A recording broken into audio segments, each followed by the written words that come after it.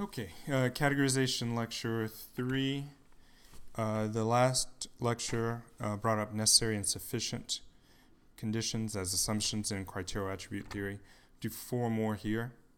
The 4 more are equal membership, fixed meaning, meaning equals use, and checklist.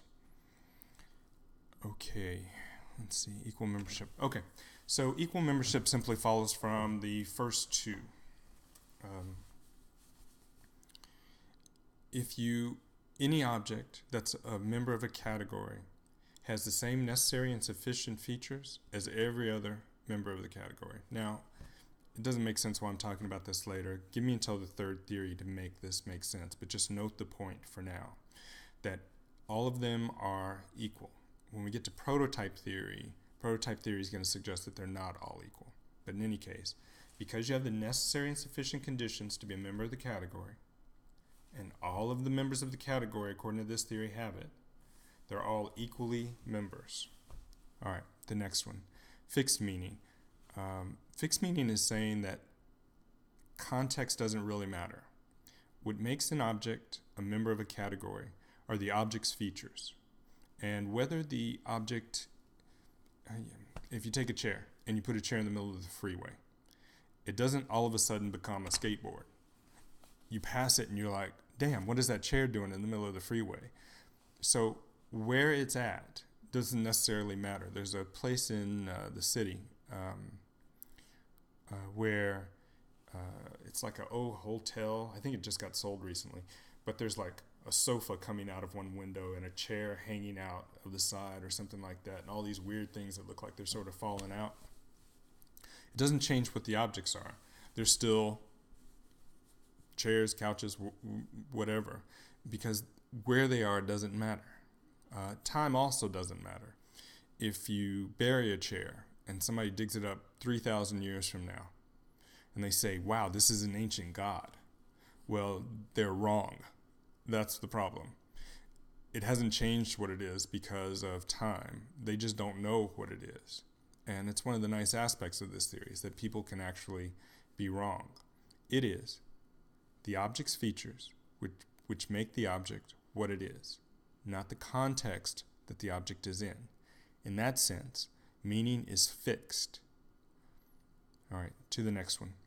And it sort of follows from the last one. Meaning equals use. And there's 2 ways of seeing it. Some people would say use equals meaning. That means that by sitting on something, you could make it a chair. What this theory suggests is that what an object is determines its use. So because it's a chair, you sit on it. Now I might pick it up and throw it at you, but that would be an inappropriate use. How you use it doesn't change what it is. When I pick up the chair and throw it at you, I haven't turned it into a missile or a bullet, even though effectively I'm using it like that. All right, that one again is going to take some time before it matters. The next one is probably the most important for us at this point. You could call this checklist theory if you wanted to. The idea is, we're trying to explain how people actually categorize. According to this theory, it goes like this.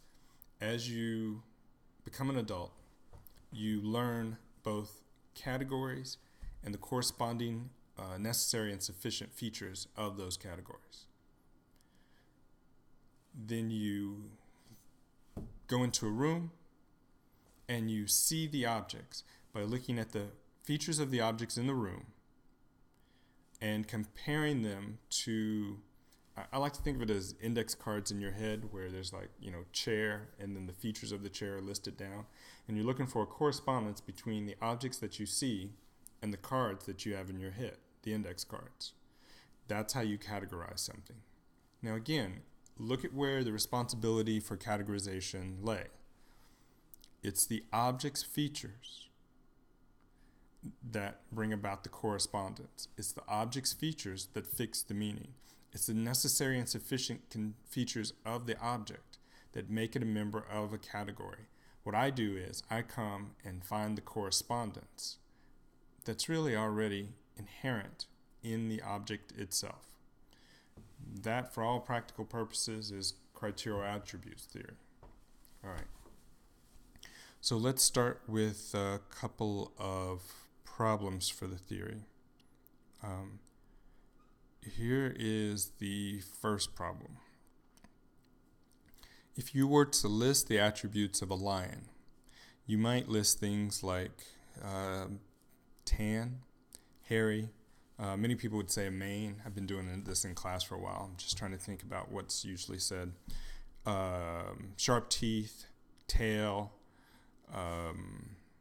forelegs, roar. Okay. All empirical features of a lion. Many of them I think you would consider essential features. I know some of you would say, well, maybe none of those things are essential. What you really need is DNA.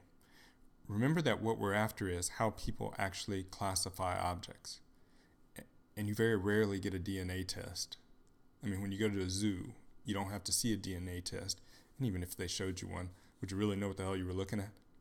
So however it is people actually go about categorizing objects, these would seem to be essential features. Okay. So,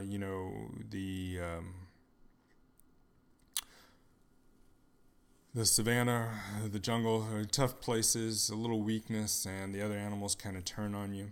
So this one lion gets found, and by the time it's found, it's a three-legged, tailless, hairless albino, toothless, mute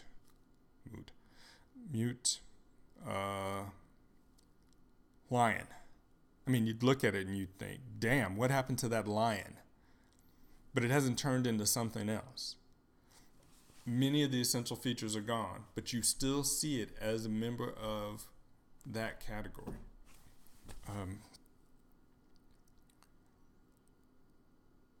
Criteria attribute theory has trouble dealing with broken objects. If you come into a classroom and you see a seat and a back but don't see four legs, or you see four legs and a seat, you don't look at it and think, hey, it's a stool. You think, hey, that chair's broken. But you're still seeing it as a chair, even without what are purportedly the essential features. So that's one problem that criteria attribute theory has. The second is, this. You come across a conversation and you hear this. He's a dog. All right, what are the criteria attributes? What are the necessary and sufficient features of a dog? Can you tell if the conversation is about a four-legged dog or a two-legged dog?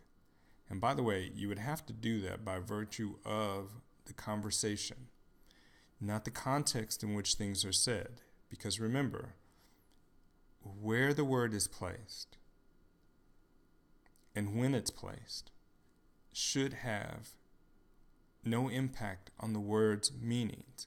It's the object's features that should determine what the object is. So when you say, well, she's an angel. Okay. Wings? Heaven? Maybe.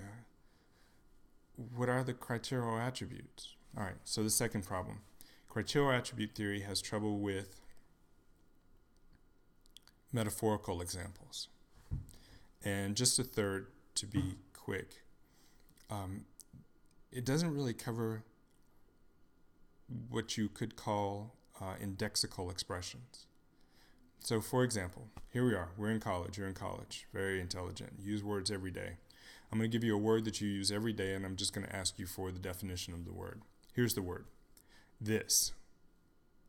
What is the definition of the word this? Go ahead, write it down. You're a college student. Yeah. You do? No way.